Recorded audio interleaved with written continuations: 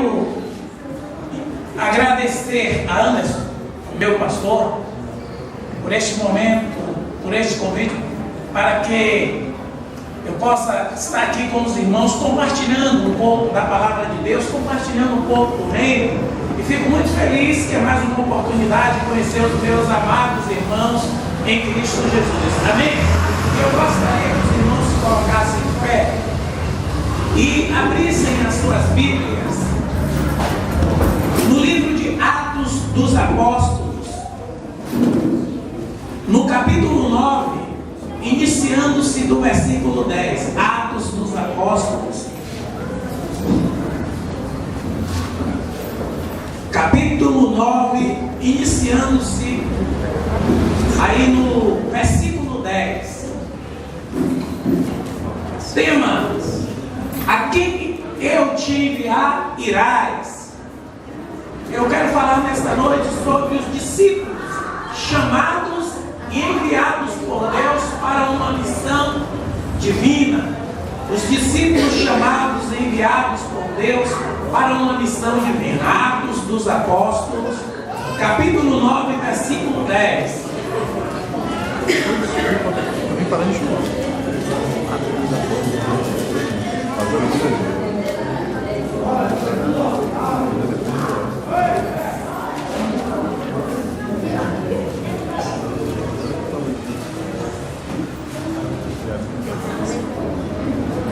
Os irmãos acharam? Amém? Diz assim: ora, havia em Damasco certo discípulo chamado Ananias, e disse-lhe o Senhor em visão: Ananias. Respondeu-lhe ele: eis-me aqui, Senhor. E ordenou-lhe o Senhor: levanta-te, vai à rua chamada direita e procura em casa de Judas um homem de Tarso chamado Saulo, pois eis que ele está orando. E viu um homem chamado Ananias entrar e impor-lhe as mãos para que recuperasse a vista. E respondeu Ananias: Senhor, há muitos ouvi acerca deste homem, quantos males tem feito aos teus santos em Jerusalém. E aqui também tem poder dos principais sacerdotes para prender a todos os que invocam o teu nome. Disse-lhe, porém, o Senhor: vai, porque este é para mim um vaso escolhido para levar o meu nome perante os gentios e os reis e os filhos de Israel. Pois eu te mostrarei o quanto lhe cumpre padecer pelo meu nome.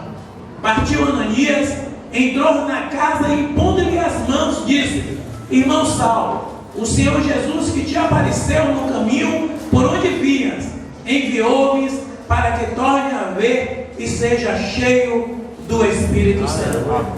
Logo lhe caíram dos olhos como uma escama e recuperou a vista. Então, levantando-se, foi batizado. E tendo tomado o alimento, ficou fortalecido. E depois demorou-se alguns dias com os discípulos que estavam em Damasco. Que Deus possa aplicar esta porção sublime da palavra de Deus em nossos corações. Vamos orar, pedir aos irmãos que curvassem suas frontes. Vamos orar ao Senhor, pedindo a Deus a orientação desse tempo. Pai Celestial, Espírito pessoal, perfeitamente bom, que criou e continua criando todas as coisas pela força do teu eterno poder. Encontramos-nos nesta noite diante da tua presença e queremos te agradecer por todas as dádivas que o Senhor tem nos concedido. Queremos te agradecer pelo dom da vida. Queremos te agradecer por este momento e por esta oportunidade de estarmos tendo um encontro contigo neste lugar. E queremos te pedir que o Senhor nos dê a tua direção pelo teu Espírito. Que o Espírito que nos dá sabedoria, entendimento e conhecimento da tua palavra. O teu Espírito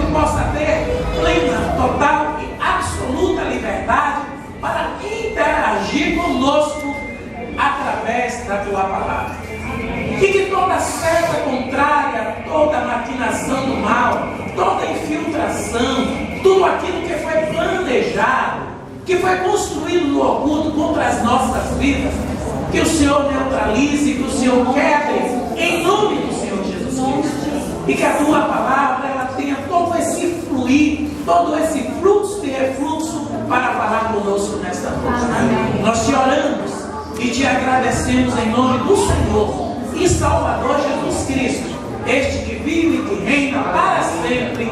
Amém. Amém. Assentai-vos.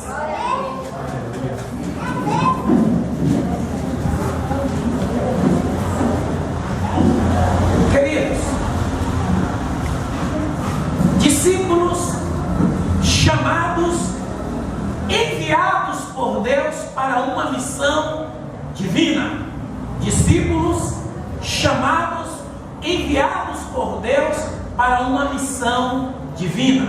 Quero dizer que todos vocês que se encontram aqui nesta noite, Deus está chamando para uma missão específica no reino de Deus. Queridos, ser discípulo em pleno século XXI é o grande desafio do reino dos céus, como também das igrejas. Construir discípulos que tenham uma percepção de algo que se deve fazer no reino de Deus está sendo um grande desafio.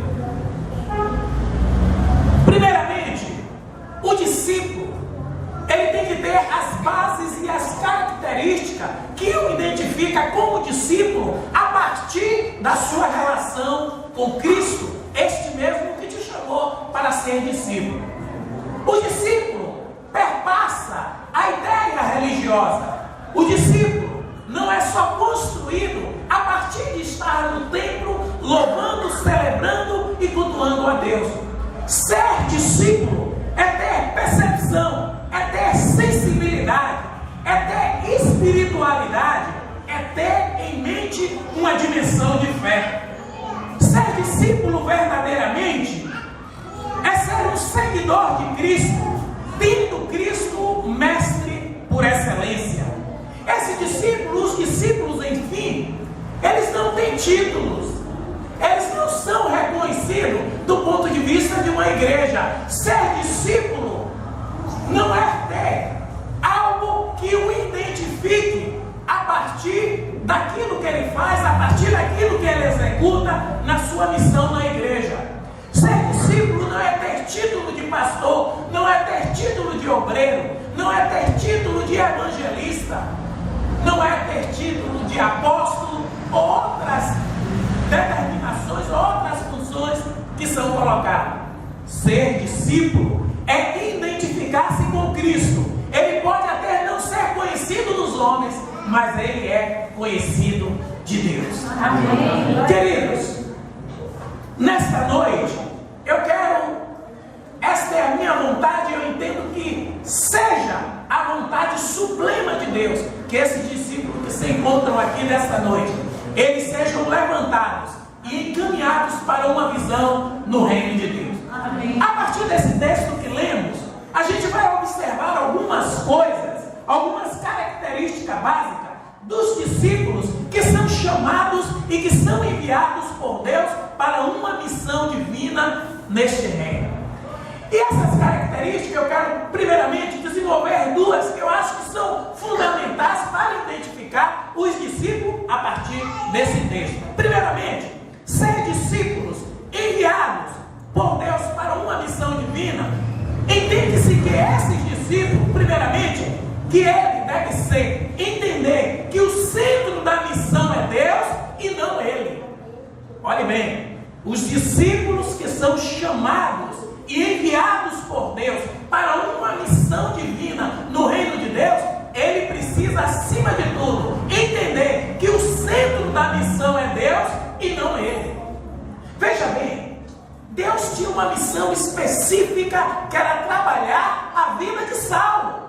Era um homem que vivenciava a experiência de perseguir o povo de Deus. Ele tinha ordem dos sacerdotes e de toda a estipe religiosa de Jerusalém para perseguir os cristãos, para matar os cristãos, para fazer com que os cristãos não saíssem aos campos, aos guetos, aos palácios para pregar a palavra. E ele tinha a ordem dos sacerdotes, da elite religiosa, para perseguir e destruir todos aqueles que fizessem menção do nome do Senhor Jesus Cristo.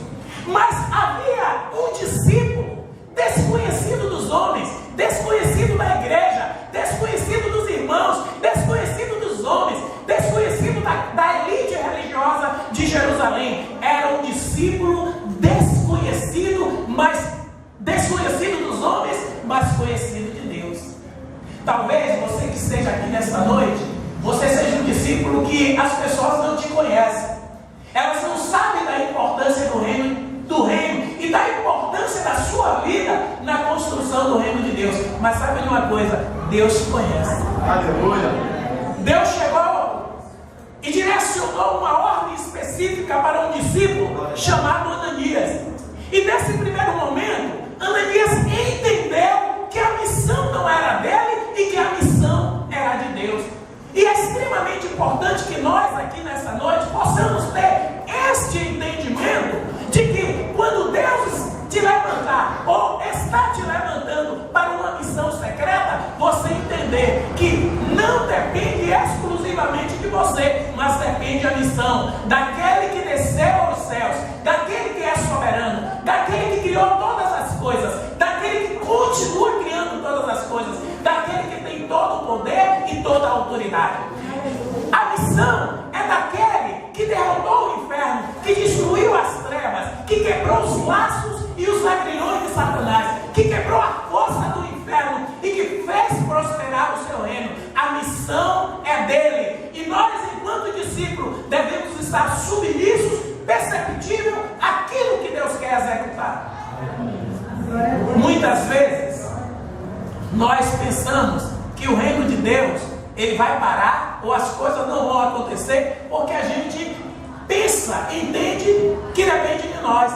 Às vezes alguém diz: olha, eu não vou sair para uma missão que Deus estabeleceu enquanto essa igreja, para evangelizar, para pregar a palavra, para sair por esse bairro de Águas Claras, e às vezes a gente diz: eu não vou, como se a missão do reino de Deus dependesse de você. A missão não depende de você, a missão não depende de mim, a missão não depende de nós, a missão depende de Deus e os meios e os mecanismos que Ele vai utilizar para cumprir o projeto dele enquanto implantação do reino, enquanto propagação do evangelho, enquanto salvação da humanidade. Entenda que você é simplesmente um instrumento, um canal de Deus para executar essa missão. Eu me lembro que um determinado profeta, ele parou e disse o seguinte: Senhor, estão procurando tirar minha vida, e só eu fiquei em Israel, e só eu. Olha, perceba quantas vezes ele utilizou a palavra eu, utilizando o ego, o eu, ou o id, ou o ego, ou o id. Ele utilizou na sua argumentação com Deus. Ele disse: Senhor, só eu fiquei, mataram todos os teus profetas, e só eu estou vivo, e só eu posso executar a missão. E Deus disse: olha, Elias, presta atenção, você é simplesmente um instrumento no meu projeto divino. Saiba que existem 7.000 que não dobraram os seus joelhos a Baal. Existem 7.000 que eu vou utilizar para fazer a minha obra. Você, não adianta você pensar que a minha obra gira em torno de você, que tudo que Deus quer fazer depende de você. Eu até entendo este questionamento de Elias, porque Elias fora um homem que tivera muitas experiências com Deus. Elias orou, o fogo desceu dos céus. Elias sentou no monte e ordenou que o fogo descesse sobre os exércitos que vieram confrontá-lo. Elias teve uma profunda intimidade na sua relação com Deus, e por isso ele estava entendendo que ele era o poder e que ele era tudo para executar a obra de Deus. E Deus disse: olha, você não é nada, você está na sua caverna, abatido, oprimido, você é simplesmente um instrumento. Aí Deus disse para Elias: saia, levante. Veja que há grandes planos que eu tenho em sua vida. Vai, unge Azael como rei de toda a Síria, e unge a Jeú, filho de Nissi, como rei de Israel. Então Deus tinha algo para executar, e que ele estava pensando, entendendo que ele era a exclusividade no reino de Deus. O discípulo que quer ser enviado para uma missão precisa entender: você não é exclusividade. Deus vai te utilizar nos meios, nos mecanismos, nas ações que Deus tem e pretende utilizar. Saiba que você é simplesmente um canal para abençoar e para salvar outras vidas. Amém? Glória a Deus. Segunda coisa que eu acho interessante também nesse texto é que os discípulos chamados e enviados por Deus para uma missão no reino, ele precisa entender que a missão do reino tem suas implicações na terra. Olha bem, o discípulo, ele entende que ele não é o centro da missão, mas ele também tem que entender, o discípulo, ele tem que entender a missão do reino e suas implicações na terra. Por que isso, pastor? Porque suas implicações na terra.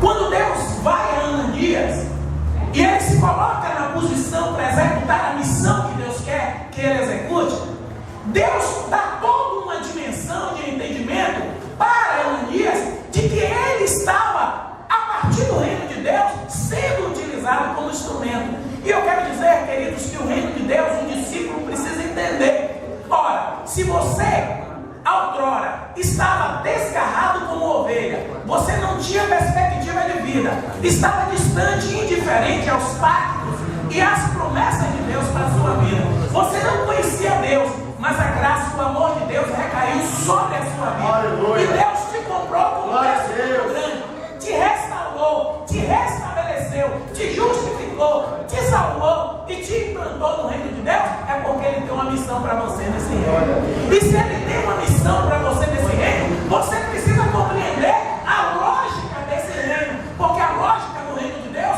não é a nossa lógica, não é a nossa forma, não é a nossa percepção de pensar enquanto reino de Deus.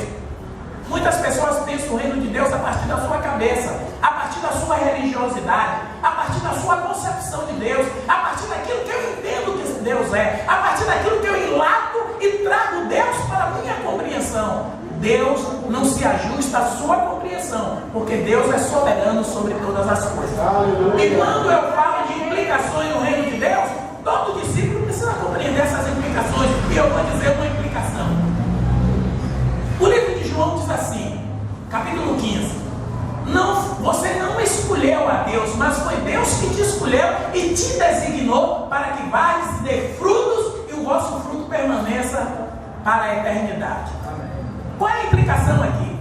A implicação, irmãos, é que Deus, na sua infinita sabedoria, Ele transportou você para o reino para você compreender algumas coisas. Por exemplo, qual é a lógica humana? Se alguém te der uma tapa na face, a lógica humana é você deve dar outra. Se alguém na lógica humana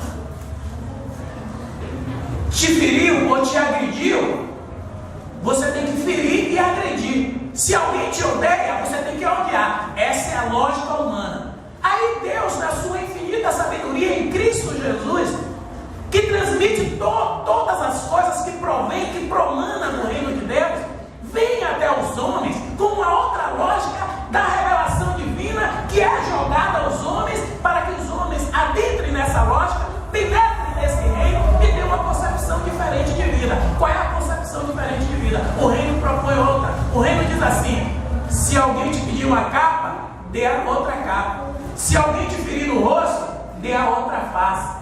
Se alguém está te odiando, você deve amar quem está te odiando.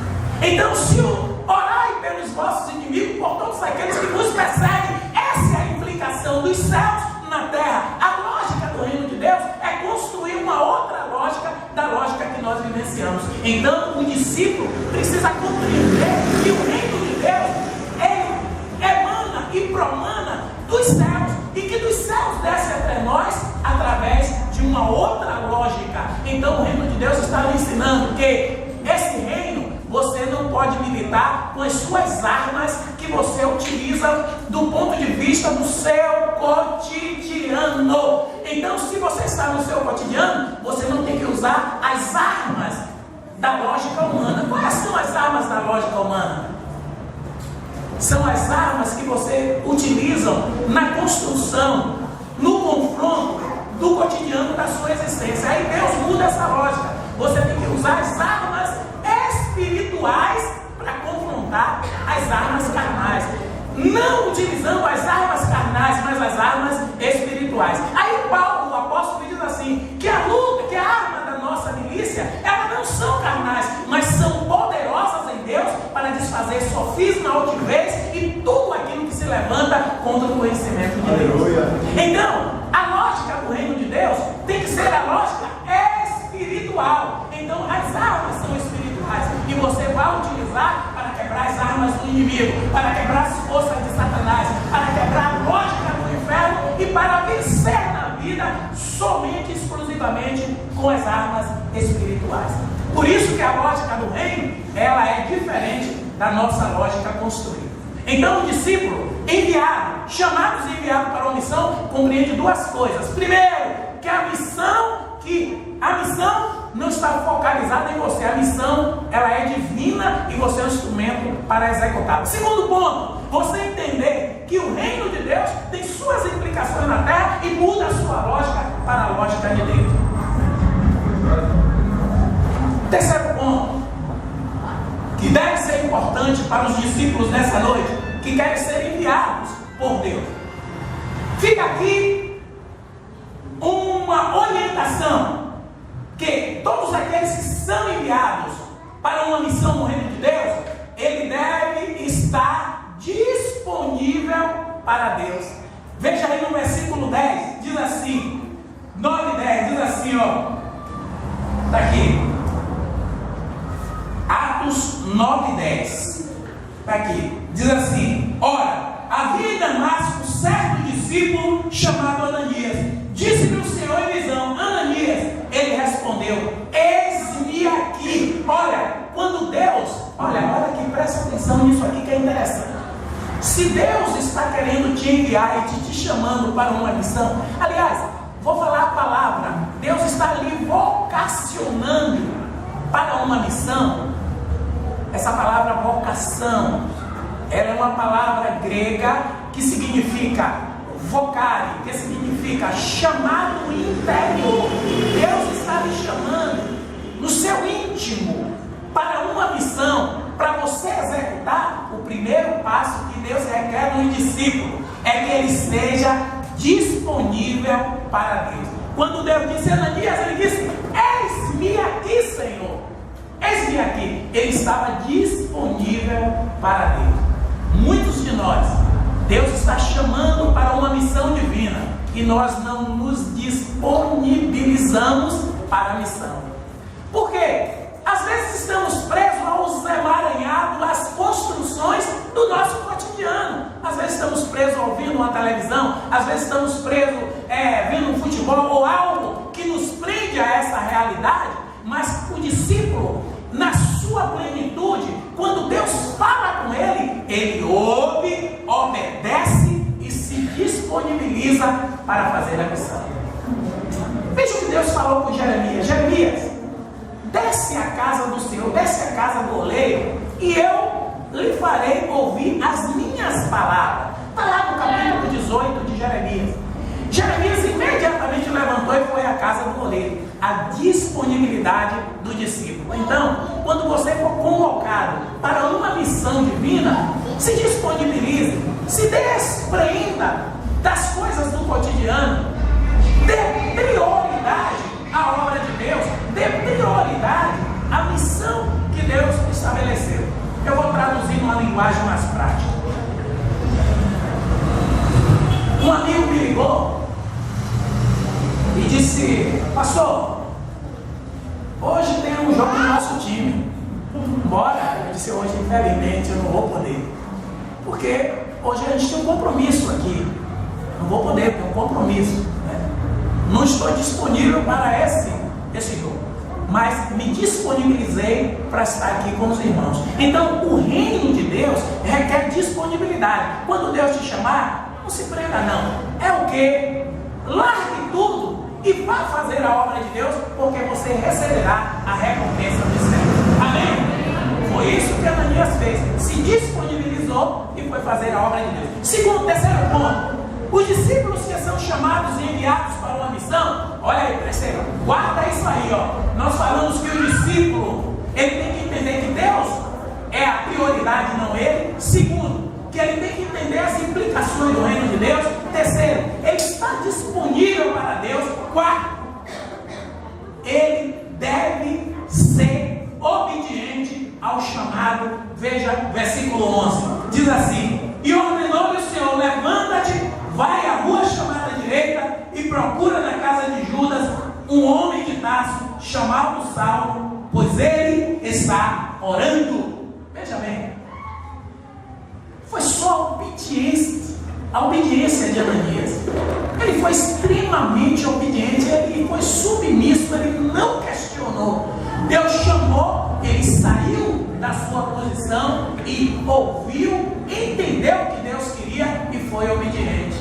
Às vezes, muitos de nós, e aí eu me incluo, muitos de nós, às vezes, Deus está falando conosco, determinando algo para nós, falando a missão para nós, e às vezes nós não somos obedientes. E por não sermos obedientes, perdemos a bênção de Deus. Fica só aqui claro para a gente que uma das coisas que Deus mais requer do seu discípulo é obediência. Então você sendo obediente à palavra de Deus, toda a plenitude de Deus se cumprirá em sua vida. Amém? Glória a Deus. Quinto, os discípulos chamados e enviados por Deus para uma missão divina são aqueles que estão sendo preparados para abençoar.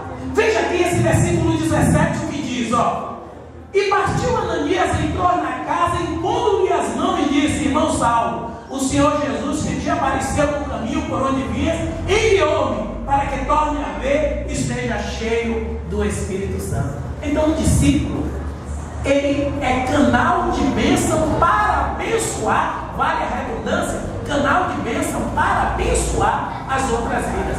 Deus levou Ananias como discípulo para impor as mãos sobre Saulo. E além disso, para abençoar, o discípulo do Senhor tem que ser um ser cheio do Espírito Santo de Deus, porque quando ele põe as mãos, as escamas caíram dos olhos, ou seja, o homem estava sem a visão espiritual, estava fechada. Quando o servo de Deus, o discípulo, colocou a mão, as escamas caíram e aquele homem passou a ver as coisas na sua plenitude espiritual. Tanto é que ele se transformou em um dos grandes evangelista da Bíblia. Ele escreveu as cartas, as epístolas e foi um dos grandes homens que prepararam vários discípulos para o reino de Deus. Então, você, discípulo, tem que ser um canal para abençoar. Ora, você não tem que ser um canal para amaldiçoar as pessoas. Você tem que, no lugar onde você chegar, as pessoas estão dizendo: chegou um discípulo do Senhor para me abençoar.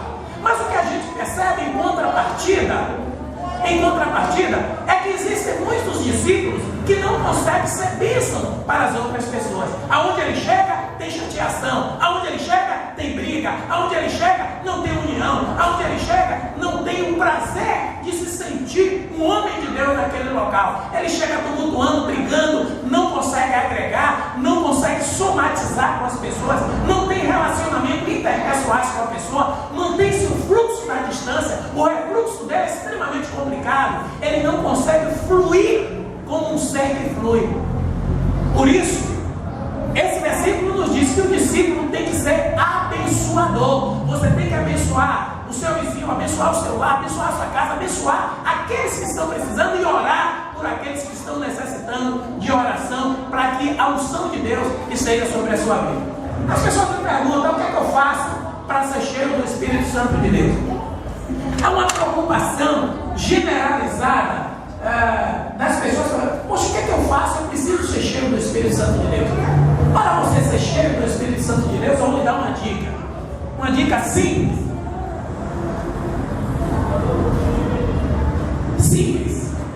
Faça só o que Jesus fez. Ame as pessoas na sua plenitude. Ame o seu próximo, é um dos mandamentos. A partir daí, você amando, cuidando, trabalhando, orando, intercedendo pelo seu próximo, Deus vai te abençoar e vai te encher rica e poderosamente. Amém? Amém. Para concluir, os discípulos que são chamados e enviados por Deus para uma missão divina, ele precisa acreditar na transformação do ser humano sobre a ótica de Deus por meio da graça. Veja bem o que acontece aqui no versículo 15. Olha o que diz aqui. Disse-lhe, porém, o Senhor: vai, porque este é para mim vaso escolhido para levar o meu nome perante os gentios e os reis e os filhos de Israel. Olha aqui, irmãos, que coisa interessante. Um homem perseguidor estava matando os cristãos, perseguindo aqueles que ele não conseguia matar. Todos estavam temerosos em relação a esse Saulo. E aconteceu algo interessante. Deus fala a Ananias para Ananias ir a ele. Ananias simplesmente diz assim: Senhor, ele não questiona Deus, ele apenas pergunta assim: Senhor, este homem que o Senhor está me enviando, tenho ouvido falar dele. Olha como esse Saulo era perseguidor. Tenho ouvido falar dele e sei que ele tem feito mal ao teu povo. Aí o Senhor disse: ele é um vaso escolhido, vá. E Ananias se calou e disse: eu vou. Veja bem, queridos, o discípulo do Senhor Jesus, ele tem que crer na transformação do ser humano. Veja bem, o cara é drogado, o cara está envolvido nas drogas, na marginalidade, o cara não tem mais perspectiva de vida, ele perdeu a noção da existência. Para os homens aí fora, para a polícia, não há mais jeito, mas para Deus tem jeito. Para Deus tem jeito. Aleluia. Porque Deus é o Deus da transformação e da modificação de vida. Você tem que acreditar que Deus pode transformar a vida daquele que você entende que não há mais transformação para ele. Deus pode transformar. Deus ama o ser humano na sua plenitude. E todo discípulo deve crer nesse ato regenerador e transformador de Deus. Já vi pessoas que, aos olhos dos homens, eles não conseguiriam mais absolutamente nada, mas eu já vi Deus transformar vidas que eram intransformáveis, se poderíamos usar esse termo. Deus transformou. Então, se você acredita no poder transformador de Deus, você tem que acreditar na graça de Deus, que é essa graça que emana dos céus para os homens. É uma graça que não é paga. Olha, presta atenção. Tem muita gente vendendo a graça de Deus. Presta atenção. Tem muita gente vendendo a graça de Deus, dizendo: olha, vem aqui que você tem que dar algo para você salvar isso, salvar aquilo. A graça de Deus não se compra com dinheiro. A graça de Deus, ela é a essência de Deus na transformação dos homens. A graça de Deus, ela desce dos céus em Cristo. E Cristo nos deu a salvação sem dinheiro. Não adiantam vender o que não se pode vender. A sua salvação foi comprada com o derramamento do sangue de Cristo Jesus. Ele derramou seu sangue por você e por mim e por toda a humanidade. Quem chegar vendendo a transformação e a salvação de Deus, não aceite. E Ele nos salvou e nos regenerou pela graça, pois pela graça sois salvos, é dom de Deus. Está escrito lá no livro de Efésios, professor Tiago, está lá escrito no livro de Efésios. A graça é dom de Deus, não é paga, é de graça. Se alguém estiver vendendo, não aceite. Por isso, é que o discípulo tem que crer nessa graça de Deus que transforma o ser humano na sua plenitude. E Deus continua transformando. Olhe só para a sua vida, olhe o que você era e olhe o que Deus fez. E o que Deus continua fazendo. Aleluia. Foi por isso que Deus disse a Ananias: não importa quem ele é, eu vou transformá-lo e vou mostrar a ele o que ele deve padecer pela minha palavra. Deus transforma, modifica, traz um novo homem ético, construído segundo a imagem divina, um homem celestial e não um homem terrestre. Esse homem celestial, ele passa a ter a percepção da vida, abre os olhos espirituais dele, ele vai ver como os demônios agem, como as forças do inferno operam, como as forças do inferno estão interagindo na humanidade. O homem espiritual começa a perceber e ver o agir de Deus. Amém? Amém. Assim sendo, eu quero concluir dizendo que os discípulos que são chamados e enviados por Deus para uma missão do reino de Deus, ele precisa entender que ele não é o centro é Deus, ele é um canal de Deus para a transformação. Ele precisa entender que o reino de Deus tem suas implicações na terra, e essas implicações fogem à lógica humana para a lógica divina. Os discípulos que são chamados e enviados para uma missão divina, ele precisa ser disponível para Deus. Está disponível, está livre, como Deus é livre para realizar a obra de Deus. Ele precisa entender que ele tem que ser obediente ao chamado de Deus. Ele precisa entender que ele é um canal para abençoar outras pessoas. Ele precisa entender que a transformação do ser humano acontece em Deus para a transformação do homem mediante a graça. Assim, você será preparado, qualificado para ser enviado para onde Deus queira te enviar. E se Deus quer te enviar, não precisa de título. Você não precisa ter o título de evangelista, de obreiro, de pastor, de ajudante de Deus, de ajudante da igreja, nada disso. Você pode ser um desconhecido, não dizendo que não seja importante. Esses títulos são importantes. Aliás, eu costumo dizer o seguinte, professor Sérgio, eu costumo dizer que títulos não caminha com o ser humano. Por que eu estou dizendo isso? Porque nem sempre o título identifica o ser humano. Título, é pronome de tratamento. Título é título, mas o que roda é o ser humano nas suas atitudes em detrimento de títulos. Título é título, o ser humano, na sua essência de agir, é que deve ser instrumento de transformação, instrumento de ética, instrumento de mudança. E título fica só no pronome de tratamento.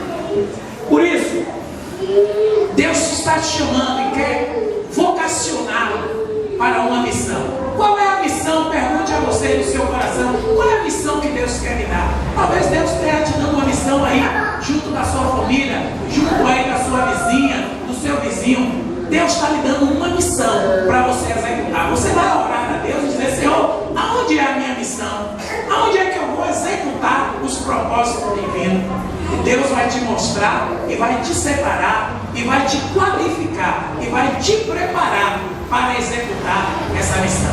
E aí, na próxima vez que eu encontrá-lo, você vai dizer: pastor, Deus me encheu do Espírito a partir do momento que eu fui executar a sua missão. Que Deus nos abençoe. Amém? Amém. Vamos colocar